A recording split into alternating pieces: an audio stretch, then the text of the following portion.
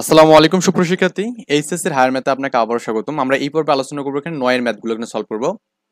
এই ম্যাথগুলো সবগুলো আপনি নিজেই পারবেন, জাস্ট আমি তারপর করে দিচ্ছি যেহেতু আমার কাছে এই সিকোয়েন্সিয়ালি দেখতেছেন ভিডিওগুলো আর কি। আমি কিছু হিন্টস দিচ্ছি, আপনারা নিজেরাই পারবেন। একটি অধিবৃত্তের সমীকরণ নির্ণয় করো যার উপকেন্দ্র, উপকেন্দ্র দেওয়া আছে এখানে এবং উৎকেন্দ্রিকত দেওয়া আছে এখানে। ওকে, তো আমরা এই দুটো থাকলে আমরা ইনশাল্লাহ সবকিছু মানে আমাদের অধিবৃত্ত বের করতে গেলে জাস্ট এ এবং বি লাগবে। তো এ বি পাইলে আমাদের সব শেষ এখানে। ওকে, তো আমরা এখানে প্রথমত ধরবো আর কি এখানে। 9-এর 1 নাম্বারটা করতেছে এখানে। লিখবো যে ধরি উপবৃত্ত উপ সরি উপ কেন উপকেন্দ্রের, উপকেন্দ্রের হবে এখানে, উপ না উপকেন্দ্রের, উপকেন্দ্রের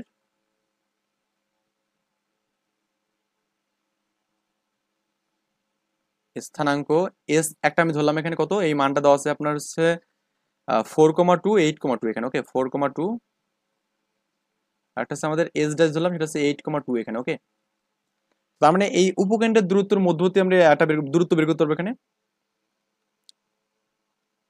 উপকেন্দ্র দ্বয়ের মধ্যবর্তী দূরত্ব। ওকে ওকে, মধ্যবর্তী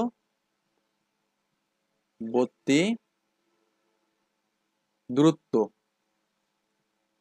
কত এখানে আমাদের হবে 2a, তাই না? তো আমাদের দূরত্ব আমাদের কি এস এস ড্যাশ দূরত্ব, মানে S S dash is equal two কত এখানে 2a এখানে, এটা আমরা জানি এখানে। সো এটা কিন্তু আমরা আগে পড়ছি, সো নতুন করে বলতেছি না আর। কারণ আমার একটা উপকেন্দ্রের দূরত্ব হচ্ছে মূলত এখানে কি এই এখানে, যেহেতু দুইটা উপকেন্দ্রের মধ্যবর্তী দূরত্ব মানে কি 2 × এখানে, তার মানে দুটো হবে বা এই প্লাস এই এখানে হবে। এটার আমরা কিভাবে বের করবো এখানে, আমাদের এই 4 8, তার মানে 8 - 4 হোল স্কোয়ার প্লাস এখানে কত 2 - 2 হোল স্কোয়ার, এগুলো 2a এখানে। ওকে, তো এটা আমাদের 4 এর উপর স্কোয়ার হবে এখানে, এখানে রুট থাকবে এখানে, আর এটা 0 হবে, তার মানে 2a এখানে, মানে a এখানে 2a এখানে। 4 4 কাটা যাবে, স্কোয়ার রুট কাটলে এখানে 4 থাকবে, তার মানে কি a ইজ ইকুয়াল টু কত হবে এখানে এখানে 2a, এখানে কত হচ্ছে এখানে 2a ইকুয়াল টু কি 4 থাকবে এখানে, তার মানে কি a ইকুয়াল টু কত 2 পাবো এখানে। ওকে, a ইকুয়াল টু 2 পেলাম, আর আমাদের যখন দেওয়া আছে এখানে আমাদের এই উৎকেন্দ্রিকত ইর মানটা দেওয়া আছে এখানে। তো আমি এখানে ইর মানটা দেওয়া আছে এবং এর লিখবে যে দেওয়া আছে এখানে, দেওয়া আছে ইর মানটা এখানে দেওয়া আছে এখানে, এবং ই ইজ ইকুয়াল টু আমাদের এখানে √2 নাকি √2 না 2 দেওয়া আছে এখানে, 2 দেওয়া আছে এখানে, সরি শুধু আমাদের 2 দেওয়া আছে এখানে, আমাদের √2 মুটু কিছু নেই এখানে।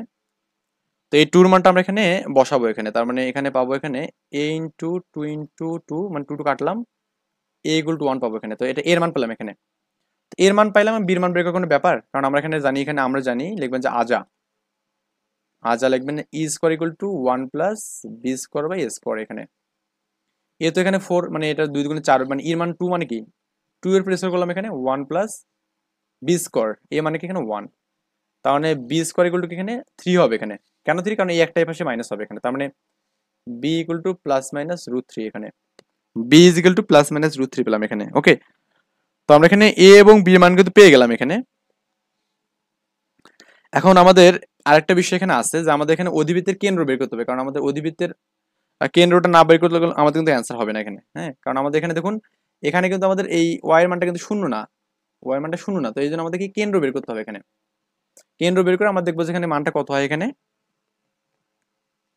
লিখবো যে এখানে অধিবৃত্তের কেন্দ্র, অধিবৃত্তের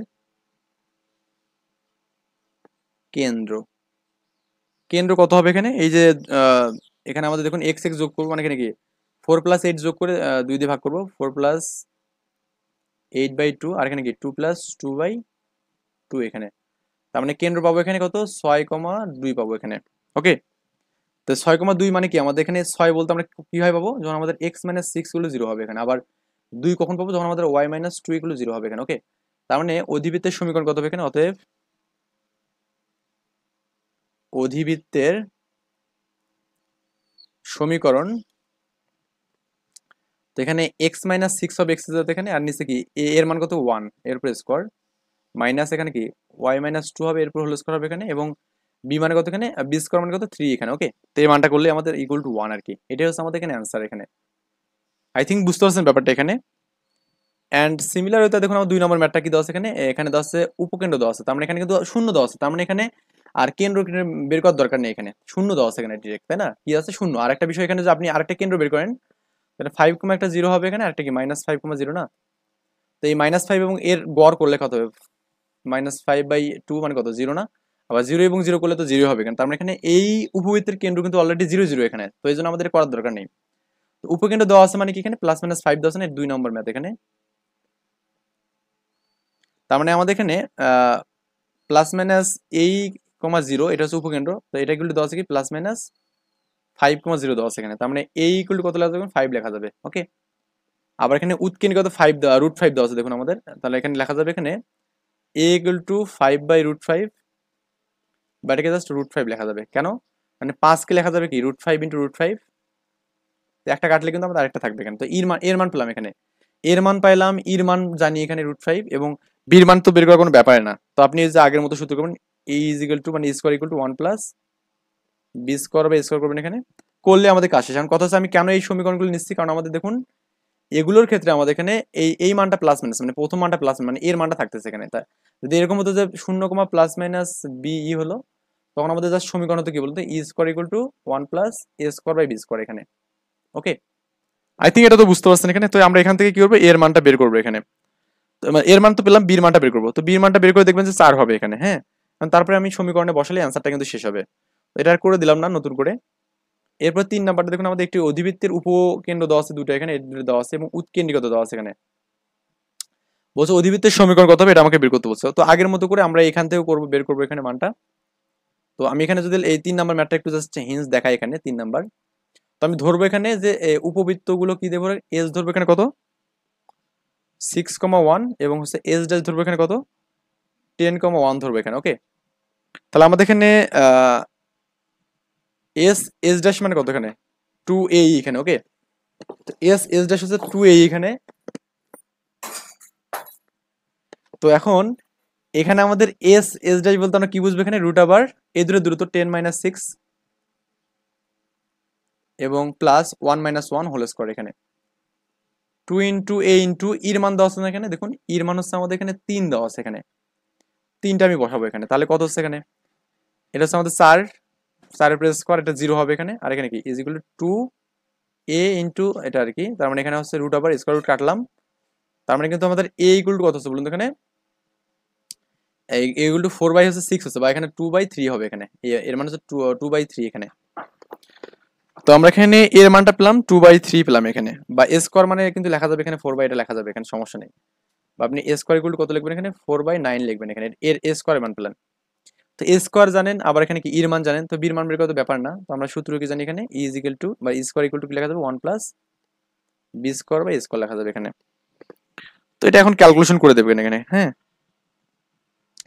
তো এটা মানে হচ্ছে আপনার ই মানে কত এখানে, ই এর মান হচ্ছে আপনার 3 মানে 9 লিখলাম একবারে, হ্যাঁ, ইজ ইকুয়াল টু 1 প্লাস, তো বি স্কোয়ার মানে কত এখানে, বি স্কোয়ার মানে হচ্ছে আপনার নেই এখানে বের করবো, আর হচ্ছে আমাদের এ স্কোয়ার মানে 4/9 এখানে। এখন এটাকে আপনি যদি লসাগু করে দেন, তাহলে 1 প্লাস কত হবে এখানে, বি স্কোয়ার করলেন এখানে 9 বাই কত হবে এখানে 4 হবে না এখানে। আচ্ছা, এখন আরেকটা কাজ করা যায়, সেটা হচ্ছে 9 লিখলাম এখানে, এখানে কত হবে 4 লসাগু, 4 প্লাস 9 বি স্কোয়ার এখানে করলাম, 4 নং কত 36, তার মানে কত 9 বি স্কোয়ার ইকুয়াল টু কত হবে এখানে 36, আর 4টা আমাদের বাদ যাবে এখানে, তাহলে 32 হবে না এখানে। তো 32 যে পাই, তাহলে কি এখানে আমাদের কি হবে, বি স্কোয়ার ইকুয়াল কত হবে এখানে 32/9 হবে এখানে। তো এই বি স্কোয়ার মানটা আমরা পেলাম 32/9 পেলাম এখানে। তো এখন এই বি স্কোয়ার এবং স্কোয়ার মানটা আমি সমীকরণ যে একাই মানে একটা সমীকরণে বসাই, আপনি একটা সমীকরণ ধরবেন এখানে, এই মানগুলো ধরে নিতে হবে একটু, হ্যাঁ।